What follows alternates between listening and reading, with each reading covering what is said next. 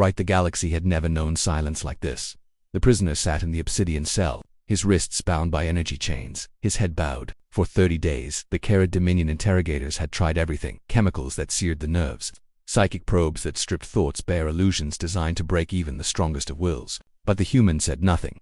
Not a scream, not a curse, not a plea. Nothing. To the Carid, silence was weakness. They thrived on domination, on breaking the will of lesser species until obedience became instinct. But this human, this lone survivor of a Terran strike force, did not yield. His silence began to gnaw at them. "Why does he not speak?" hissed Archseer Kell, slamming his claws against the interrogation table. "His mind must have fractures. Every mind does." Yet the probes returned empty. The silence of the prisoner was not absence. It was presence, an unyielding wall. As though every moment he refused them was a weapon, and still he waited. The Dominion didn't realize the silence itself was the trap.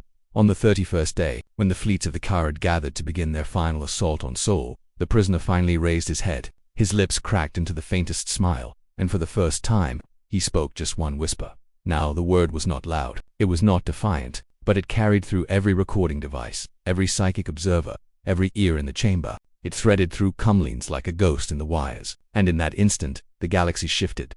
The lights died, first on the dreadnought Yeltharion, then across the entire Dominion fleet, then across the Carid's vast network of worlds. Power grids failed, weapons locked, engines shuddered to a halt. The galaxy's most feared war machine froze in place. The Carid officers roared in panic, clawing at control panels that no longer obeyed. The prisoner simply stood, the chains falling from his wrists as if they had never held him.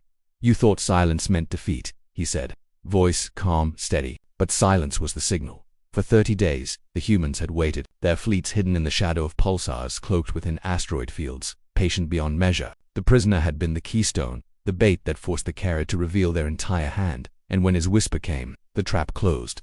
From the void, Terran warships ignited, 100 strong. They did not appear with warning. They erupted like knives into the dark, engines roaring as their railguns tore through the paralyzed Dominion fleet. Carid worlds, once fortified and invincible, went dark as human code unraveled their systems. Defense grids turned inward, raining fire upon their own cities. Shipyards fell silent, their forges frozen mid-strike. The galaxy watched as the hunters became prey, who had once enslaved 100 species, suddenly found their empire cracking apart in the span of hours. They had believed humanity fragile, slow to adapt, too emotional to survive the cold calculus of war. But they had never faced the depth of human patience, the ferocity of human wrath once unleashed.